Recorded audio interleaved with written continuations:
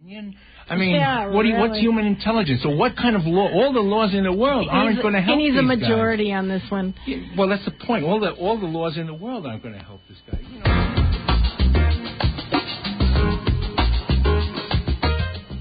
This is Chaz Crowder from WBAI Out FM Radio, New York City's only lesbian and gay, bisexual, transgender, two-spirited radio program. I, along with our other producers, David Brooks, Mel Becker, and Vanessa Cooper, invite you to join us every Sunday from 6:30 to 7:30 p.m. to discuss issues and concerns of the gay and lesbian community. We thank you for your past support, and we look forward to you listening to our future broadcast, heard only here every Sunday from 6:30 to 7:30 p.m. Out FM Radio, 99.5 FM on your radio dial in New York City, or WBAI.org on the Internet.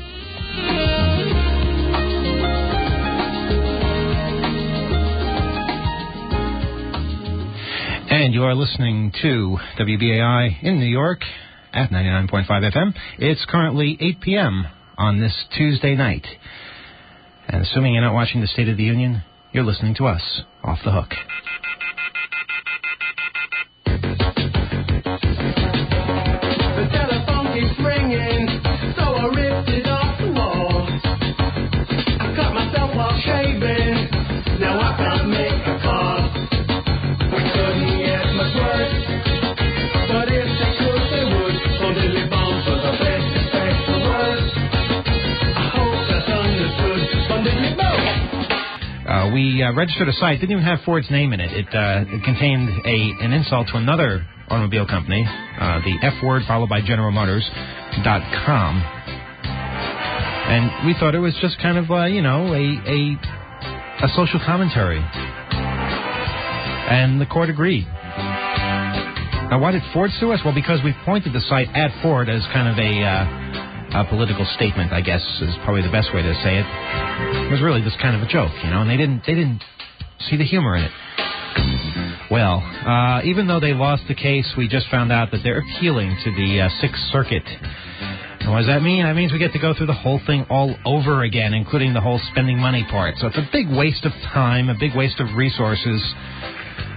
But like we said last month, it's essential that freedom of speech be protected. And we believe we have the right to point the website any place we want to point the website. And if Ford wins and gets the right to shut us up, well, it will be bad for everybody. So we don't want that for sure. So we'll have more updates as we learn more. Surprised? Not really. Yeah. I guess, we appealed. We appealed the DCSS case. And in fact, we're bringing that to the Supreme Court. So I don't know if this one's going to go all the way to the Supreme Court, but it's something we're going to stand behind. It's a pain in the ass having to do this yet again, having to launch another defense and all the other things that go along with it. But it's, I guess, part of the rules of the game. Okay, this week in New York is a lot of fun. Everyone's preparing for the World Economic Forum. I gotta ask, who is the idiot who thought it would be a good idea to have this kind of a conference in New York City so soon after all the horrendous events of last year, as if the cops don't have enough stress to have to deal with this kind of nonsense, as if the people don't have enough stress to have to deal with this kind of nonsense. Some idiot out there thought it would be good to bring the world's richest people and corporations together for a big, power-mongering huddle of some sort at the Waldorf Astoria. And, attract tens of thousands of protesters and all kinds of media reaction and overreaction and things like that. Who was the idiot who... Well, I don't think it was stupid at all. I think it was brilliant. Think it was brilliant? Because the way the media is going to portray it, they're going to be making it seem like it's these protesters who are putting unfair stresses on the police. Yeah, and they're going to probably succeed in doing that. So they've already managed to rewrite Seattle as, the violent protest. We were there on this radio wave, right. on this radio station, right on this show, listening to it, and the violence came from the protesters having their heads kicked in by the cops. And, there was some vandalism by a small group of people, but there was no violence by the protesters. But yet, that is remembered as a violent protest, and I think they've succeeded in rewriting history. And they'll do it again. Yeah. I mean, some of the events are so close to the former site of the trade towers that there's just no tasteful way for us to protest them. And I think that's a real shame. Yeah, it is. I mean, somehow they have gotten the sympathy of the nation, when in actuality they should be having the contempt of the nation because of what they've done as far as you know, robbing people, individual people, human beings. You know, the people that actually keep this place going, this nation, this world. You know. I mean, you know, I don't want to get into the whole wealth distribution thing, but it's pretty obscene how things wind up, who gets the benefits and who doesn't get the benefits. I mean, just looking at what happened from the World Trade Center, I heard the report that something like 5% of the people affected by it, as far as taking losses, have been compensated by their insurance companies. The other 95% are either still waiting for something or are being debated by their insurance company as to whether or not they're ever going to pay anything. It's obscene. You know, the whole point of insurance is to cover losses, and apparently they feel they no longer have to do that. And that's just typical. That's just typical of what happens when too much power is concentrated in the hands of too few. And I think that's part of what we're going to see this weekend. I'm just very worried about the way things are going because there's such media concentration. There's, you know, the same voices are being heard all the time on the mass media. The Forum has not been in New York for quite some time. Never been in New York. Well, the Forum, there have been demonstrations in New York. I mean, of course. The Forum for this particular century or even decade, I guess, it hasn't happened here in a while. The World Economic Forum itself has met every year in Davos, a Swiss ski resort, until this year. So somebody, this is what I was getting at before, somebody had the brilliant idea of saying, let's not do this in Switzerland. Let's come to New York and have mass, you know, protests and you know, media coverage of all this. Whose idea was that? I believe the WEF itself. The WEF decided? I believe so. Okay. I thought they were invited here. They may have been invited by our former mayor. Who was that again? I'm trying to forget. Yeah. Anyway, it's a bad idea, but the thing is, it's happening and nobody can stop it. And a lot of people out there in the hacker world, outside the hacker world, are going to be part of this in some way. I hear a lot of people saying they're going to be at the protests, and that's something that you know, is good. It's good to protest things. It's good to be out there and you know, knowing what you're standing for, knowing what you believe in. But it's important also to know the risks, to know the dangers. Now, Mike, you're involved in some of this. Right, I am. Now, do people know what kinds of things are going to be going on this weekend? Sure. There's going to be a lot going on starting Wednesday or Thursday. Mm-hmm. With Saturday, February 2nd, is going to be the main day of action. It's Groundhog Day, isn't it? Yeah. So all the Secret Service agents will be out protecting the groundhog. So I hope so. Yeah. So. Unfortunately, I think there will still be enough left to harass us. So the main march is leaving from 59th Street and 5th Ave, the southeast corner of Central Park. Oh, that's where it is. Okay. Yeah. I've heard so many different things. I heard Union Square, and then I heard Columbus Circle, but this is sort of in the middle. The main march is leaving from the southeast corner of Central Park at noon. Okay. There's going to be that's permitted. Perfectly legal. By the way you said that, you mean you have a permit. Not it's permitted. I mean you permitted. There exists a police document saying we have the right to be there. Okay. So it's legal. We can't promise that the police will respect that, but well, the important thing it's to as low do, risk as you can get. The important thing to do, and this is something that increasing numbers of people have done over the years, is document it yourself. Bring your cameras, bring recording equipment of all sorts. That way, if there is something that happens, it's documented. And that's what the whole indie media scene is all about. That's what we're trying to do as far as getting things covered in ways the mass media won't do. And BAI, fortunately, we have the radio station back now, so I can actually say, I could not say this if this happened a year ago or even a month ago, you can tune to this radio station over the weekend for updates and for coverage, and hopefully there'll be a lot of that. Right. So how can people get involved in what you're doing? Well, they should come to the march on Saturday. A group of us up at Columbia and working with students around the country are holding a conference on Thursday and Friday. So for more information on that, they can check out our website, which is studentsforglobaljustice.org. The coalition planning the permitted march is called the Another World is Possible Coalition.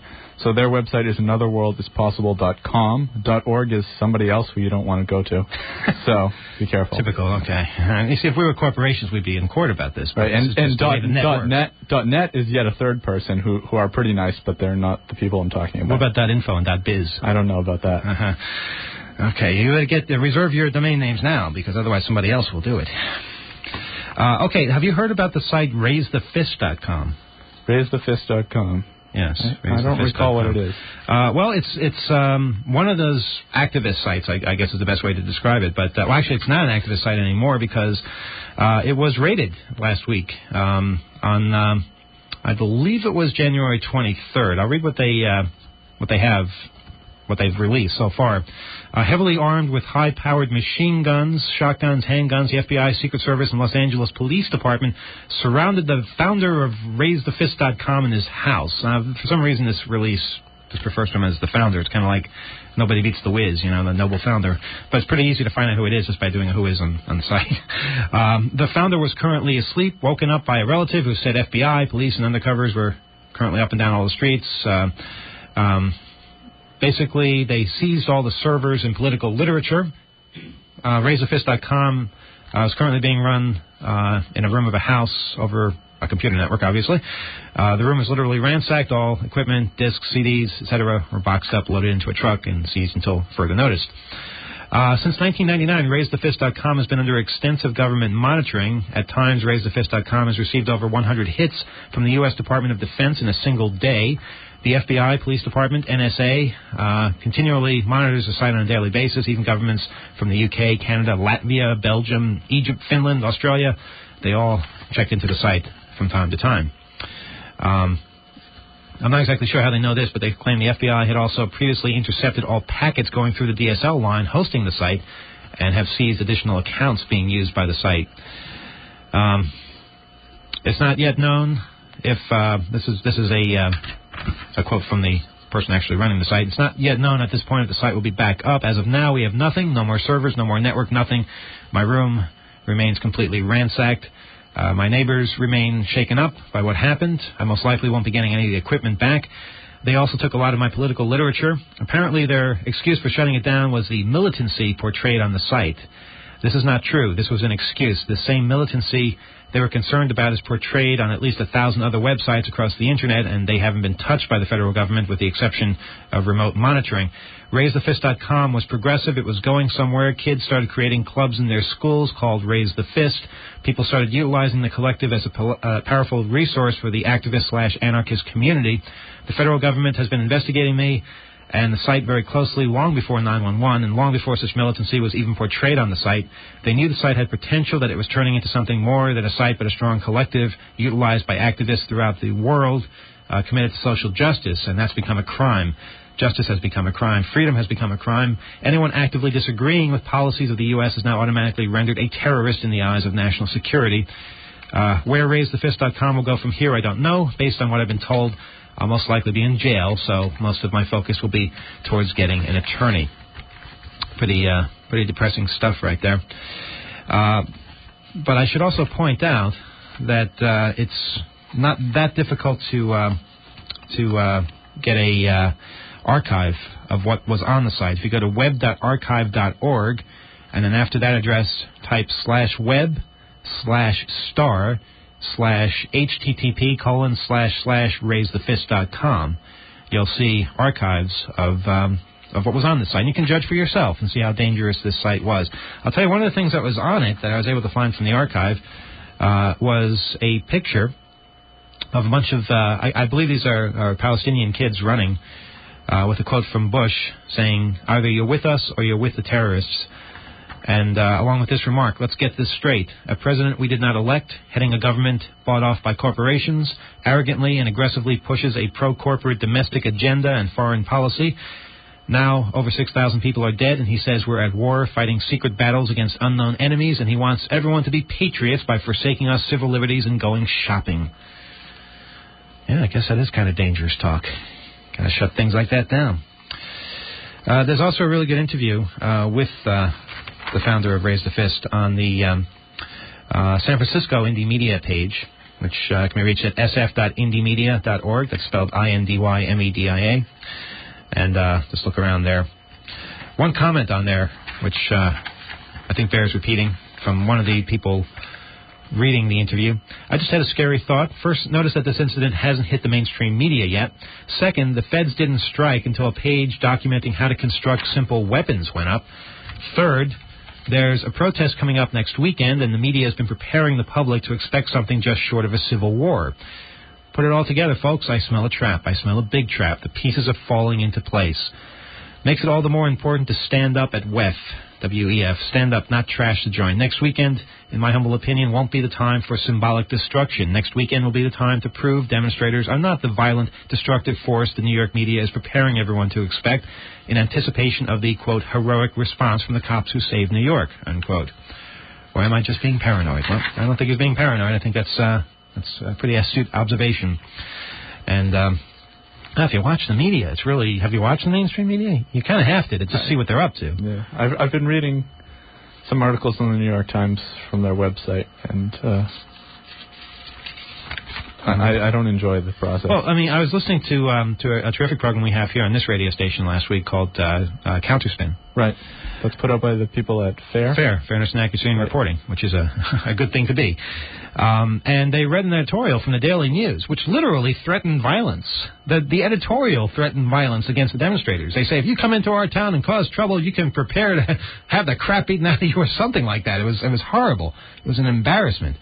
And, of course, they didn't rely on any facts whatsoever. They just simply constructed this whole scene out of their own, distorted imaginations, and turned peaceful protesters into terrorists. They said that we know what terrorism is like and we're not going to put up with it again.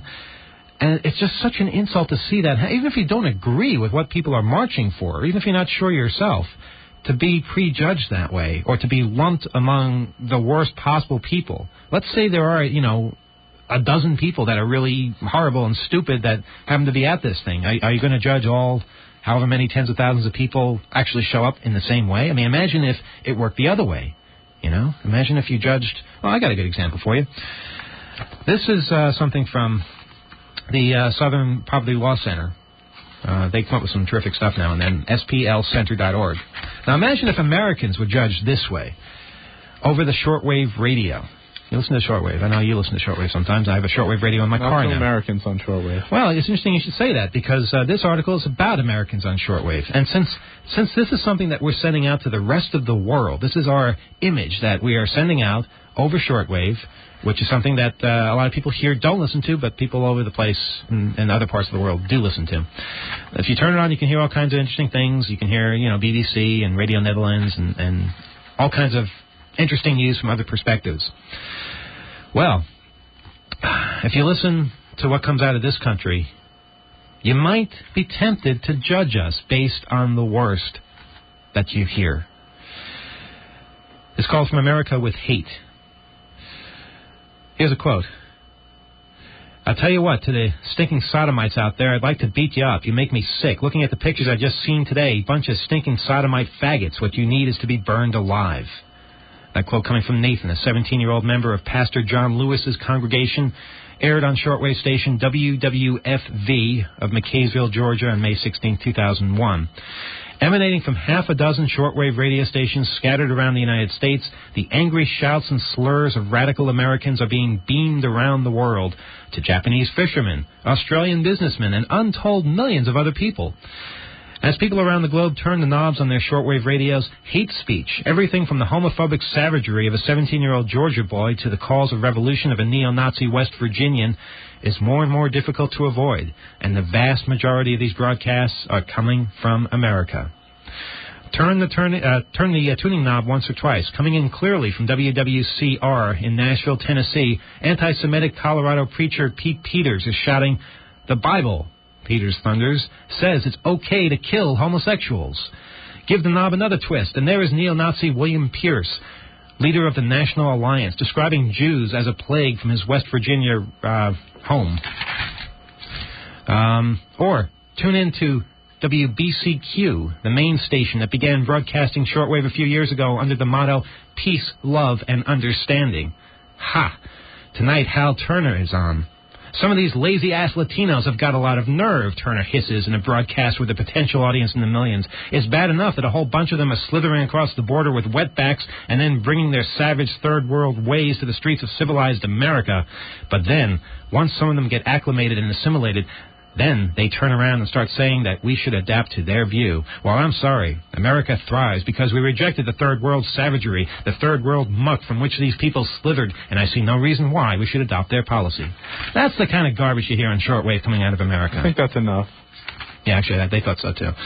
Extremists in the last 20 years have increasingly taken to new forms of communication to get their messages out to the widest possible audience.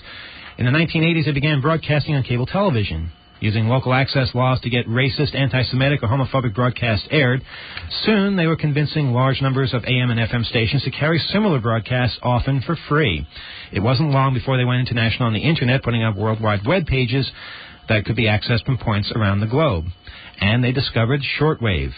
In 1991, Tom Valentine apparently became the first American to use shortwave for far-right programming, kicking off a show that was broadcast from a studio in Clearwater, Florida, and underwritten by the Spotlight newspaper, a weekly published by the anti-Semitic Liberty Lobby.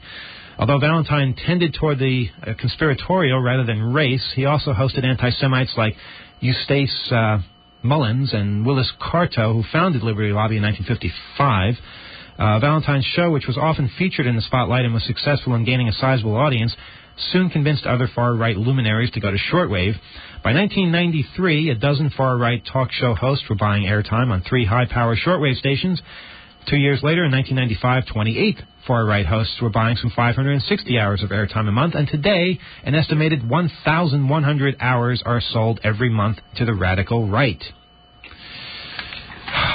That's interesting. You know, I wonder why that particular group of people is so drawn to this, and why other groups of people aren't. You know, why isn't there an indie media hour or something on these stations? You know, why aren't there leftists on the radio? There are some. Radio for Peace International out of Costa Rica is pretty nice. But that's Costa Rica. That's not in America. That's true. You know, that's the point I'm trying to make here is why is it all these stations cater to these people, and why is it that we don't seem to have an intelligent response or an alternative? I mean, a lot of people, this is their taste of America, you know. They turn on the radio, they hear this. And, you know, when I go overseas, I have to deal with this. I have to try to explain, you know, there are some decent people in our country. We're not all a bunch of, you know, racist homophobes that, you know, don't care about the rest of the world and like to pave over everything in sight. But it's becoming increasingly difficult to do that. So, yeah, imagine when you see the news reports and they find the one person who threw a rock at somebody or something, and they make all however many thousands of people are there into that person. Just imagine how we look to the rest of the world. Okay, tonight is an exciting night. Tonight's the night of the State of the Union address, and this is the first time, the first ever White House webcast, isn't this exciting, of the State of the Union address will occur on the White House homepage, www.whitehouse.gov. That's starting at 9 p.m. Visitors to the website can view the State of the Union live or visit the site later for viewing on demand. This optimism just strikes me as being really funny. Do they really think that they're possibly going to be able to handle all the people that want to see it live at the same time, video streaming from whitehouse.gov? Do they really? And they're going to say, well, we were attacked by Al-Qaeda. You know, they took us down. You know, that's why you couldn't see it. Well, you know, maybe because you have a T1 going to the White House and you just invited like 300 million people to visit your site at the same time and stream video. Maybe that's the reason why you're down for like several weeks. But we'll see. You know, maybe I'm wrong. Maybe they actually do have the capacity to do this. I'd like to know. But you might want to start, you know, reserving your place on the website right now. What time is this? It starts at 9 p.m. It's 8:25 right now. Oh. So it should be interesting to see what happens. Of course, you know, that assumes people want to see what George W. Bush has to say. Does he have anything to say? I it's really not what he doubt has to say. It's what he might say. You know, the goofiness that might, you know, go on. It's you know, it's sort of like a circus. You don't know what's going to happen next. Will it be the elephant or the clown? You don't know. It's a lot of fun. Anyway, closed captioning of the address and the transcript will be posted following delivery as soon as people figure out just what he said. And in addition to the webcast, the website features a historic look at the State of the Union, a message delivered by President since George Washington first delivered it in 1790, but that was not streamed, and there's no video of that. So, yeah, that ought to be interesting as well. Here's something else that I find to be incredibly embarrassing and something I have to explain to people when I go overseas. This is on CNN.com. $8,000 cover-up for Justice Department's exposed statue. This is what people in our country are worried about. They're worried about statues that have nudity in them. Over in other parts of the world, it's not an issue. People have nudity and it's not an issue. In this country, I can't figure it out. I really can't. The big controversy is TV shows where they show someone from the back, and that's supposed to be like considered nudity. And in other countries, it's just they laugh at us. They really do. Anyway, there's a cover-up at the U.S. Justice Department.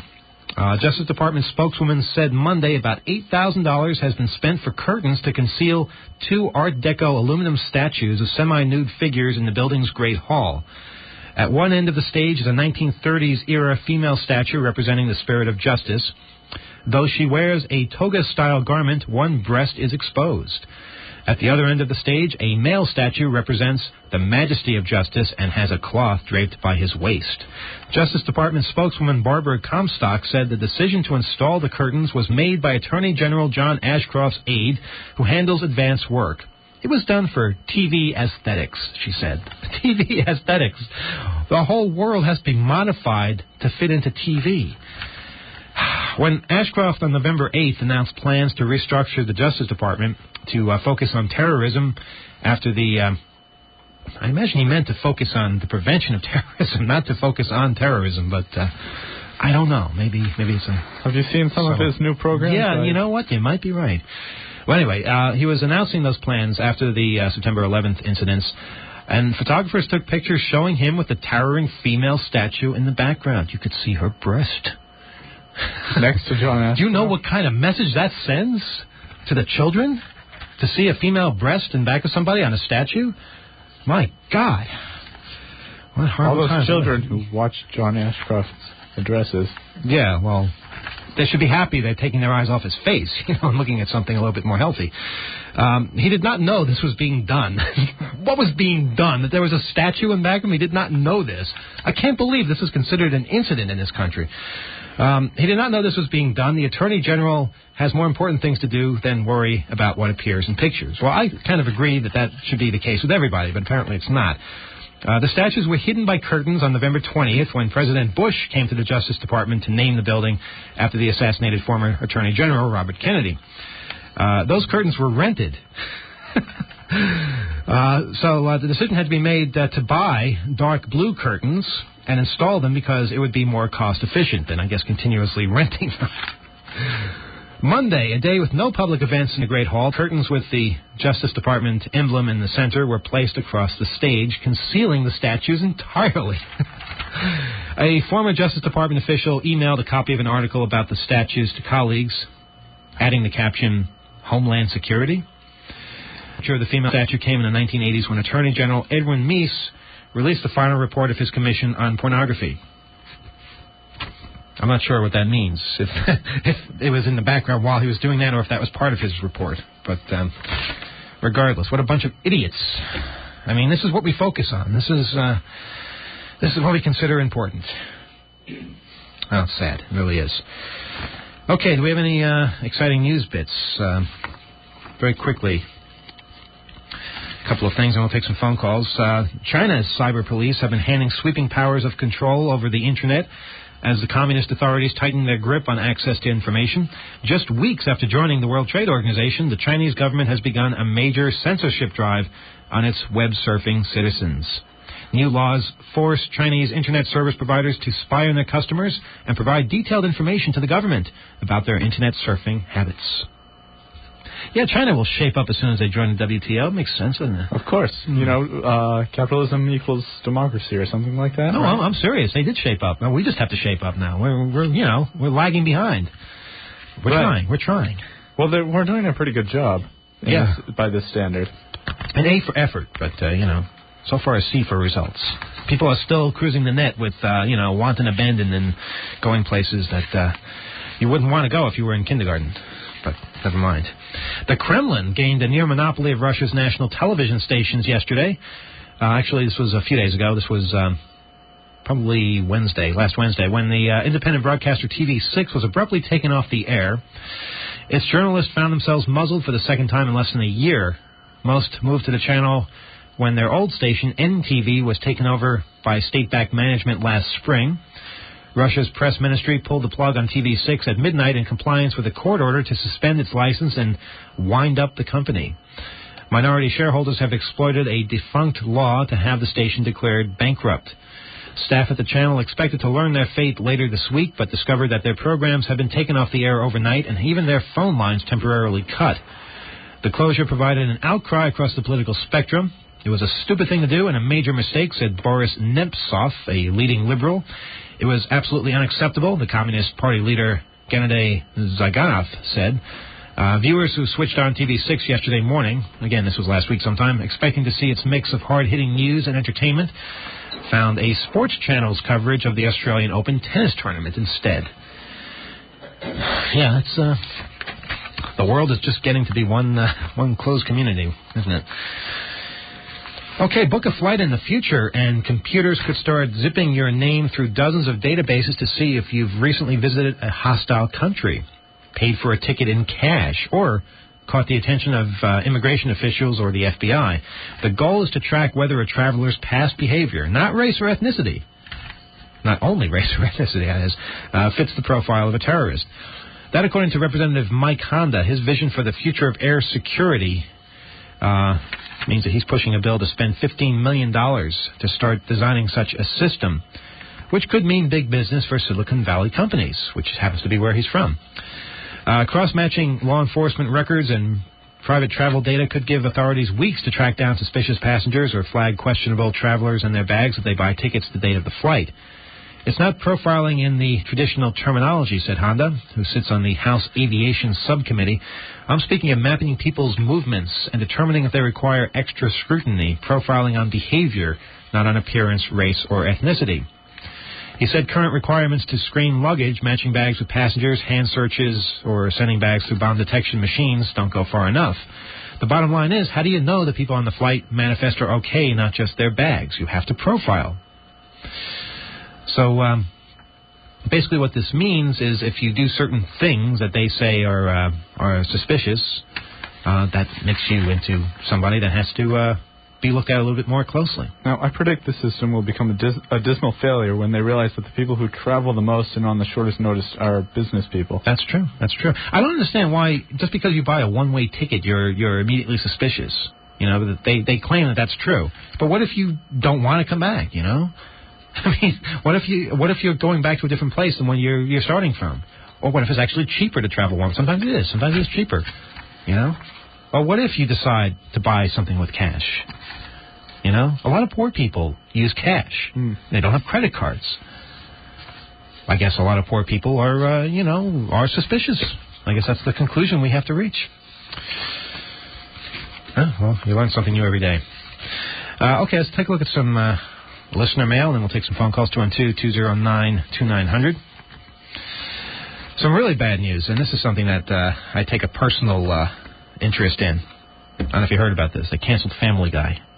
Oh. Oh? That wasn't bad for television. That was great for television. It was one of the things that made me convinced that there was somebody at Fox who had a brain. But as of a couple of days ago, they canceled it. There's a petition going around. You know, the guy that writes Family Guy and does most of the voices was supposed to be on one of the planes that crashed into the World Trade Center, and he missed his plane by like 5 minutes. And I know how frustrating that feels, but I don't know how he must have felt after learning what his fate would have been had he made that flight. But you don't cancel somebody's show after they live through an experience like that. I'm sorry. So www.petitiononline.com/SaveFG2. SAVEFG2, and sign that, and save what could be one of the wittiest programs on TV. You know, I'm always suspicious of online petitions. Yeah, I am never too. Seem to do much. Well, what else can you do? I guess we could picket outside Fox. We could write a letter. Yeah, right. You think they can read over there? I don't think so. It's Fox. Come on. Maybe if we send a savage tiger or something, or we just, stick them in a room and keep turning the temperature up until they agree to, I don't know. We use their own programming against them. But, yeah, that would make me very unhappy. I mean, that was one of the things I was proud of. When I went overseas, I'd say, okay, look, you can say we're a bunch of, backwood idiots that, spew racism all the time and just, bomb people all over the world. But look at this. Look at this TV show that we came up with. Doesn't that make it all right? And most of the times they said yes. So hopefully we can do something positive. Another announcement. As we mentioned last week, the documentary that we made, Freedom Downtime, is showing at the New York International Independent Film and Video Festival. That's a mouthful, but it's taking place. Starts next week and runs for about 10 days, I think.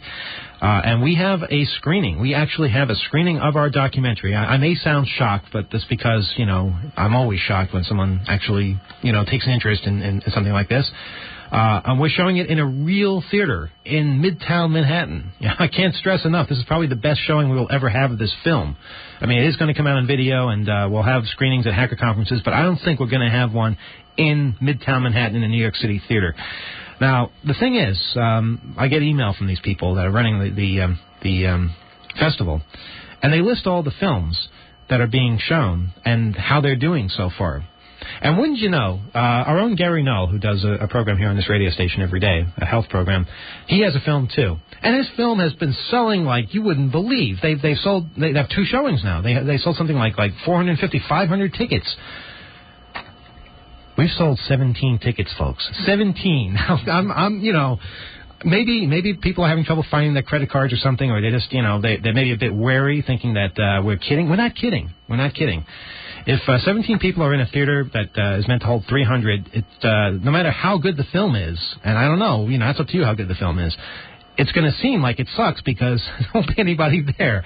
So please, please, please, come by. It's going to be fun. I mean, we scheduled this. We convinced them. We said, look, schedule this for the middle of a day on a weekend. When you would have normally a blockbuster release, put us there because we have a lot of people that go to school and a lot of people that work hard hours. And this is the only time they can make it. And we guarantee you that, we can fill that place up with enthusiastic people. So don't make idiots out of us. Don't make liars out of us. Please come to this thing. Please sign up and get your ticket. You actually get tickets in the mail. I'm not sure if you'll still get them in the mail. It's getting kind of close. The screening is Saturday, February 9th, 2 p.m. And for tickets, there's 2 ways you can get tickets. By visiting www.nyfilmvideo, that's one word, nyfilmvideo.com, and just look for Freedom Downtime. Or you can actually call a toll-free number with one of those new toll-free area codes, 866-468-7619. 866-468-7619, and just tell them that you are interested in seeing Freedom Downtime at the Film Festival in New York on February 9th, and it's that simple. Again, it shows at the Sutton 1 Theater, 205 East 57th Street, 3rd Avenue. Now, I know what you're thinking. I can just show up then. Well, maybe, but if we actually do sell this thing out, you won't be able to get in. That's the thing. And plus, it just makes us feel so much better knowing there's going to be people there. Right now we printed up all these little cards and brochures and things like that to get people to take an interest, and we have the thing going with the blimp over the city and the skywriting, and we rented out the Empire State Building. I don't know if anybody's going to understand what it's saying. We just want to get people there. So, again, www.nyfilmvideo.com or 866-468-7619, or just visit our website, www.2600.com, and see the documentary about the whole Free Kevin movement and the hacker world and all kinds of other things like that. We have one of the... actually, are you both in the same band? No, okay. Keith from Theta Wave State is here. Say hi, Keith. How's it going? Yeah, you actually composed the music that was in the film. And it's really, really amazing. I mean, we had some commercial music, too, but we also have original music that was written just for the film. And I was so amazed by what you guys did in a month. If you look at the CD that you guys put out at H2K, it literally was done a month before we showed it there, and you just made music. And I'm always amazed by people who can make music. So we had a lot of fun doing it, and thanks again for giving us the opportunity. And I just hope that everybody can check it out. Yeah. At the showing. Yeah, and you can talk to us too. You know? You can see the humans behind this whole thing. We'll probably be there with our with the soundtrack CDs. Cool. If anyone's interested. All right, and those are pretty rare commodities. So definitely come by for that. Now, do you folks have a website also? Or actually, if you go to thetawavestate.com now. Yeah, I think that's working. Right? Yeah. Yeah, but your band name is different now. You changed your band name. Yeah, don't tell us what you changed it the second time, because we're still on before 10 p.m. It had a bad word in it. But what's it called now? It is called Asobi Seksu. Okay. It's Japanese. All right. That's okay. But how do you spell that? ASOBISEKSU. .com. Yeah. Okay, cool. And, of course, we'll have more news when we release the thing to video sales and stuff like that, which I think will be a lot of fun. Yeah, this will be a good showing. I'm looking forward to it. Okay, we have a couple of listener letters, and then we'll take some phone calls. Dear Off the Hook, I'm a new listener from Denmark. I really enjoy the show. Zab told you about the Danish telecommunications company. This was a show we did in December, I believe, introducing some sort of absurd billing system for all calls, even if you just pick up the phone and don't dial any numbers. I found this news quite strange, as I've never heard anything about it. So after a fair bit of reading, I found out that that sort of billing had been running for a lot of time, and as you said, it had something to do with the employees moving the plug from one place to another in the old days. Well, just last January, they removed this fee entirely. But, and it's a big but, they introduced a new system, not quite as absurd, but still way out there. The idea is you can pick up the phone and put it down, no fee. But when you pick up the phone and dial 2 numbers, which is enough to find out if you're making a local call or not, they start billing, even if you don't dial in the last 6 digits. Last but not least, if the call goes through, they bill you another $3.25. As you said, cents or crowns or I guess it's crowns. Well, three crowns 25 is a lot of money. Well, $3.25 is a lot of money. It's at least for some of us it is. It's like 20 cents to do nothing. Well, yeah, that's true. As you said, this might have some effect on you, as TDC, Tele-Denmark Communications, is owned partly by Ameritech. Something we should keep our eyes on. Oh, I love getting letters like this. Well, this afternoon I was attacked by one of your viruses, Project Columbia, and was instructed to go to your site. You are nothing but bad people. True hackers are those like me, programming open source, OpenGL here, and giving out copies of Linux. I pity you. Signed, Terry. Well, Mr. True Hacker, if you really were a true hacker, you would be able to look at what you got in the mail and realize it had absolutely nothing to do with us. Just because it has our name in it does not mean it came from us. Some idiot out there stuck our name on a virus, and or actually I think they stuck our website on a virus and tell people to visit the website. But you don't get the virus from our website now, do you? You get it from the email, which you're stupid enough to open. I mean, come on, open source guy. You should know better than to just open something blindly. And the only way you really could have gotten that was by using Microsoft Outlook anyway, right? So I don't know about that. Doesn't seem right to me. Here's an interesting question. I'm writing an email versus IRC chat because I'm not available during the show's airing. Do people actually ask questions on IRC while we're on the air? We can't answer them. We can't answer them. So whoever's answering the questions, we can't sanction whatever answers they're giving you. You know, we have an IRC channel on our IRC network. That's fine. But remember, when you're on IRC, anybody in the world could be on IRC. They can be telling you all kinds of things that simply are not true. Or they could be, 20 times smarter than us. We don't know. Anyway, I have a fairly simple telephone question that maybe a technical listener can answer. The other night I received a recorded telemarketing call that was obviously initiated by an autodialer. The number, which I won't give out here, came up on my caller ID, so I decided to call the number back to see what would happen. After several tries, I finally got an apparently answered connection. The connection was silent, other than a click every 12 seconds. I left the phone off hook for about 30 minutes and finally hung up, still hearing the click every 12 seconds. My question is, did I actually force an answered call at the telemarketer's end? If so, did I prevent the autodialer from dialing out for the half hour, thus saving others from a telemarketer's nagging?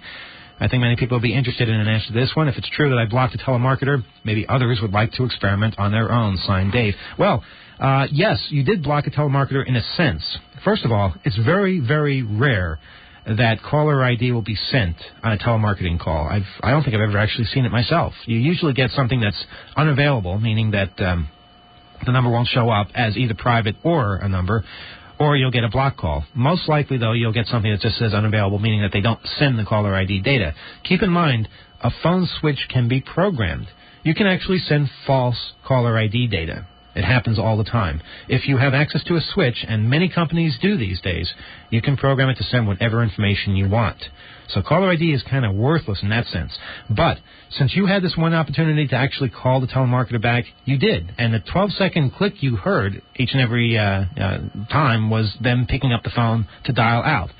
Now, they were smarter than a lot of systems because they picked up and listened for a dial tone and didn't dial. If you had heard dialing, then they wouldn't have been checking for the dial tone. A lot of companies just do that, and it's fairly easy to spoof them by calling into them and make them think that they're making an outgoing call. In this case, they picked up every 12 seconds, said, no dial tone, okay, I'll try again later, and kept trying that. Did you block somebody from making a phone call? Probably not, because they probably had more lines going out than they had people working. So I don't think anybody was just sitting there not having anything to do. But if a lot of people did what you did, then yes, you could block them. You definitely could block them. But again, it's very rare that you will get the phone number. It's good to get the phone number if you can, but it's also very rare that you can call back to them. You know, it's the numbers that they call out from oftentimes are different than the numbers that you dial into, and you can verify this just by looking at any company PBX. Oftentimes, if you look at caller ID, if it does get sent, you'll see a totally different number than the number that belongs to the person if you try to call them. So it's difficult. They make it hard. And the best thing to do is to simply waste as much of their time as they waste of yours. I like to do that. I like to, talk to a telemarketer. If I have the time, talk to a telemarketer for a good, 10 minutes or so. And inexplicably just get disconnected and then don't pick up afterwards after you're just about to buy something expensive. Boy, they hate that. And they keep calling back a lot. So, yes, you have a question. First, introduce yourself. Yes, go ahead. I'm Sean. Sean, how you doing? Good. I don't know where I saw this, but it was a television commercial, and it was a piece of hardware you can buy that when you get a call from a telemarketer, you can zap their database. Well, that kind of thing, yeah, I've seen things like that too, and we've talked about things like that. But for the most part, they don't really. They might send a screech to the guy's ear and make him angry, but you can zap somebody's database over the telephone. Even if they were completely tied into the telephone, you would have to have all kinds of ways into their system, access points and passwords and things like this. That's why whenever anybody says, "Oh, my entire database was destroyed by hackers," they're most likely they don't know what they're talking about, because it's so much more complicated than that. If you're watching TV, yeah, that's how you do it. You just wish to to bring something down and it goes down. But in real life, you need to know things, and you need to access things. You need some information, and it's not done that easily. And unfortunately, people believe that's the way hackers work, and they believe that that's what hackers do all the time. Okay, let's take some phone calls. 212-209-2900 is our phone number. And it's been a week. Rebel hasn't annoyed me in a week, so if he makes it another 3 weeks, we can let him back on the air. I'd like to do that. Let's see what happens. Good evening. You're on the air. Speak up, please. Oh, I'm here. Yes, you're there. Awesome. What's on your mind? Well, I had a couple questions. First off, does Rebel still have a website? I don't know. Let's talk about something else. Because technically that could annoy me, and then he gets blamed. I'm sorry to bring that back. I should probably call in if you heard it. Yeah. Did he ever say how he called in? You see, we're staying on the subject, and I really don't want to stay on. All right. Well, one more chance here. Well, as far as politically and the way hackers are treated, what country? I mean, you've been all around the world, I think. Not really. What country? Well, I've been some places, but not all around the world. Oh, well. You've been to a lot more than I have. Then do more. You got to do more. But okay, what's your question? What's probably the best country, in your opinion, to be a hacker in? Well, I find that people are generally more accepting of rebelliousness in places like the Netherlands, Germany. Obviously less so in Germany than the Netherlands, but certainly more so than here, where questioning and rebelliousness is not looked upon as some kind of a disease or something bad, and people are eager to learn and listen, and they know it's a bit more complex than, the CNN headline news that you might see. So, any place like that where the authorities aren't living in fear, or they haven't put themselves in fear, and where people are encouraged to learn and grow and, I'd say that's a healthier environment. I would. My experience has been pretty much limited to Western Europe, so I'd say that most of the places that I've been to, certainly Scandinavia, definitely Scandinavia. Yeah. I'd say they're just more open to this kind of a thing. Okay. An idea for the magazine. I saw there was. I forget what was the title of that. It was Consequences. I'm not sure if that was an ongoing category that you did in the magazine. I think that was the title of an editorial, I think. Is that one that you do every edition? There's another edition of Consequences, or no? It's a title of an editorial, and every issue we have a different editorial. Oh, okay. Well, one idea, if you ever did that, would be like maybe examining computer monitoring software or something, you know, ways around being monitored on computers, just for like electronic privacy. Like I know there was the Deconstructing a Fortress was an article in the last one, and that seems pretty interesting. We don't have Fortress at our school, and it's, you know, we have Altris is what we have, but the Fortress article is very descriptive, and I just found it kind of neat that you could, you know, pretty much override all of its security with a TI calculator program. Yeah, yeah. Well, those articles come from our readers, and they get all the credit for putting those together and making them as detailed as they are. So by all means, on the subjects that you're interested in, if somebody writes something like that and sends it to us, we will certainly consider it, and if it's well done, we'll definitely print it. Yeah. And they can do that by sending either email to articles@2600.com or just sending us regular mail, 2600 P.O. Box 99, Middle Island, New York 11953. And we love to get articles, especially on diverse subjects. Okay. All right. Do you know of any sort of box archive? I mean, I know most of the boxes, as far as like blue boxes and black boxes, don't work anymore. But just, I mean, for nostalgia purposes, if there's any sort of sound archive of what they might have sounded like? You know, do a Google search. I think you might find something. That's something we've always wanted to do, but just never had the time to do it. Yeah. And we certainly would host something like that if someone wants to throw it together. But just, sounds of not only of boxes, but of old telephone sounds, you know. If you listen, even if you listen to some of the old shows that we used to do, the way the phone network sounds is radically different now than it was even a few years ago. I actually have been going through, I've listened to Off the Hook all the way from 1988. I was just listening to every show. I'm actually on 97 right now, but I'm listening to it from the beginning, so it's an awesome show. You do a great job. Thanks so much. So thanks for calling.